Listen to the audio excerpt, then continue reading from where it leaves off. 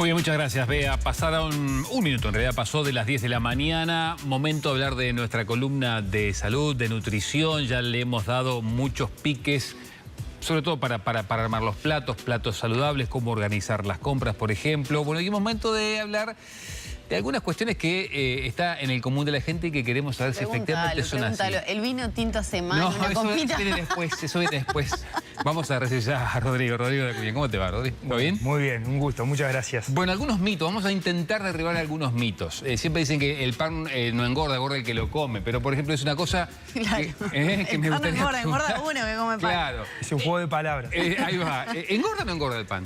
Bueno, esto es bien importante atender a este concepto de que se está generando como un miedo generalizado de que los alimentos engordan. Es verdad. Y lo que hay que entender en términos de alimentación es ver como si fuese la alimentación como un bollón, donde uno le va colocando energía a lo largo del día. El tema es, llega un momento que si yo me paso de la capacidad del bollón empieza a salir para afuera. ¿Qué quiere decir?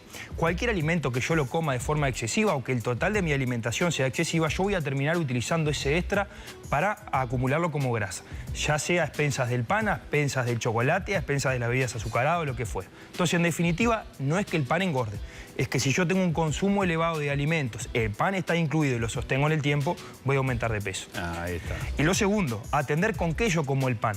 Porque lo que lo hace más palatable es con lo que lo acompañamos, ya sea con algún embutido, con alguna mermelada o con algún dulce que lo haga más palatable y yo en vez de comerme 3 rodajitas me como 5. Y si yo sostengo este hábito en el tiempo, es lo que me termina a mí llevando a que vaya aumentando de peso. Lo que hablábamos más temprano, el pan con manteca, por ejemplo. Por ejemplo, y el concepto, no es que el pan sea malo ni que el pan con manteca sea malo, es que primero hay que evaluar la calidad y segundo la cantidad. Cuando hablas de calidad y cantidad, Sí. me quiero referir a eso.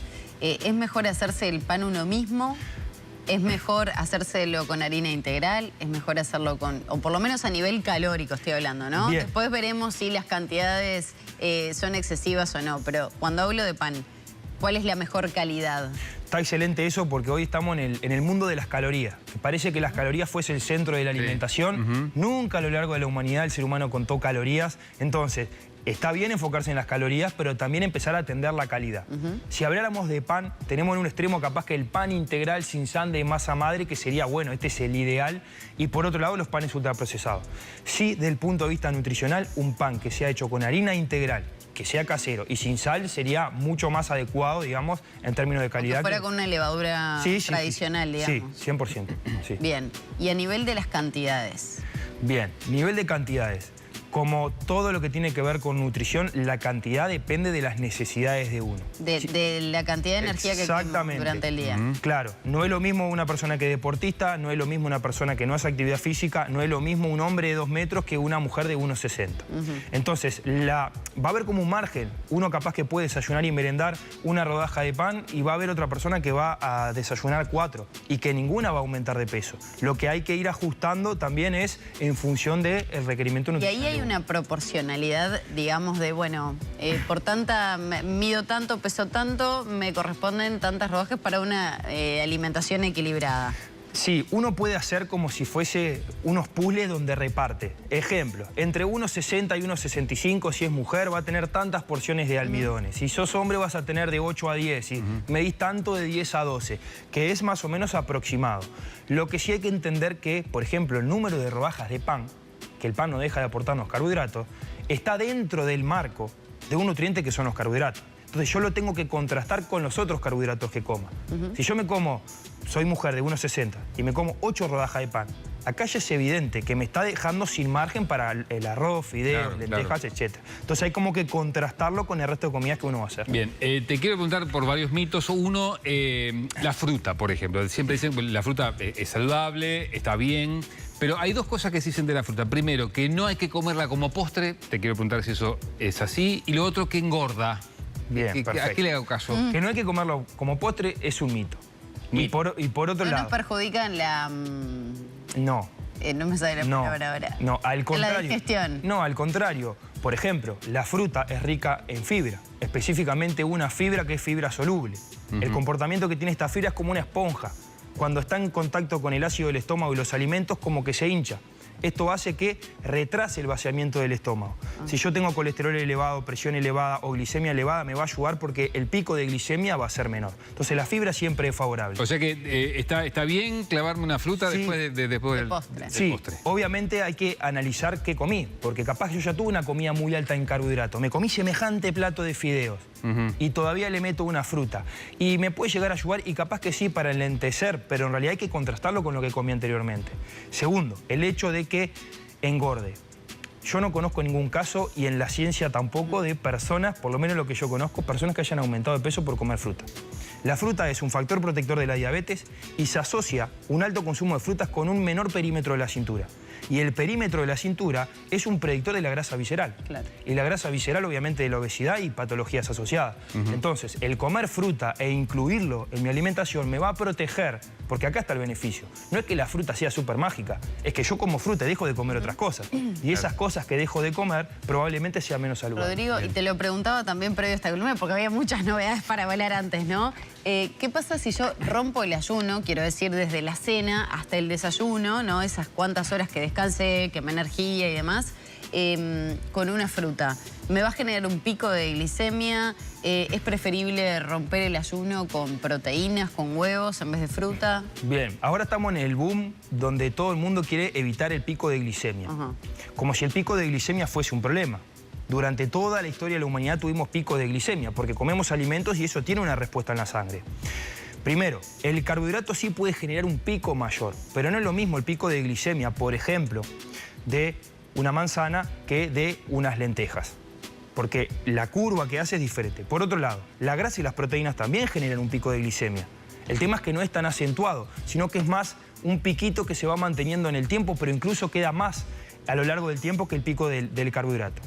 Si tuviésemos que decir con qué puedo yo romper el ayuno, con cualquier alimento, siempre y cuando, recomendable, esté en el marco de una alimentación Por ejemplo, saludable. una tostada. Sí, sí.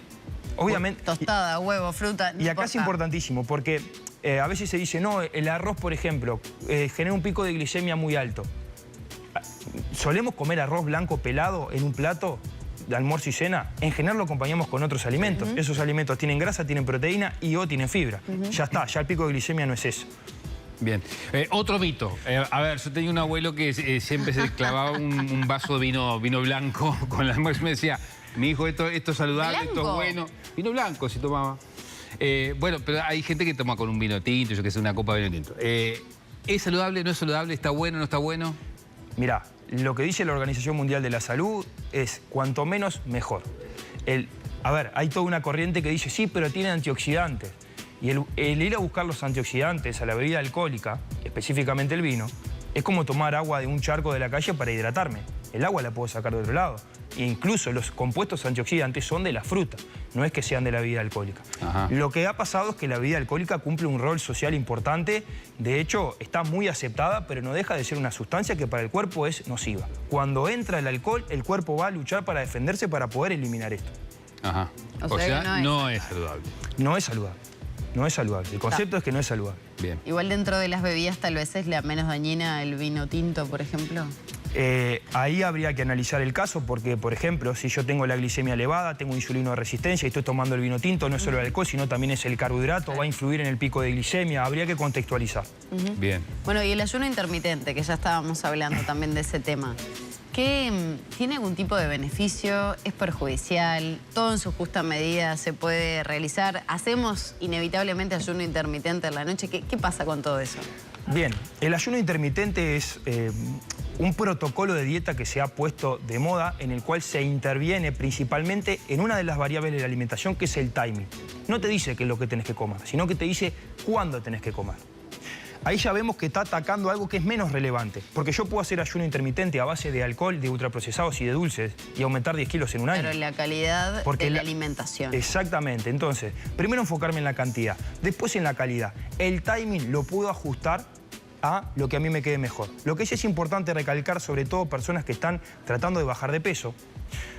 Por ejemplo, andar en bicicleta. Uno no aprende a andar en bicicleta leyendo un manual de cómo andar en bicicleta o no andando. Hay que andar y si hay que caerse, hay que caerse.